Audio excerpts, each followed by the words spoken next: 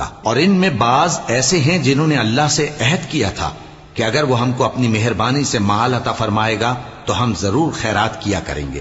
اور نیکوکاروں میں ہو جائیں گے، لیکن جب اللہ نے ان کو اپنے فضل سے مال دیا تو اس میں بخل کرنے لگے اور اپنے عہد سے روگردانی کر کے پھر بیٹھے۔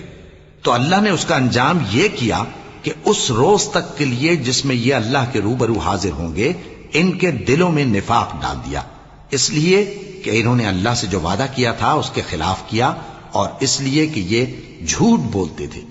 کیا ان کو معلوم نہیں کہ اللہ ان کے بھیدوں اور مشوروں تک سے واقف ہے، اور یہ کہ اللہ غیب کی باتیں جاننے والا ہے؟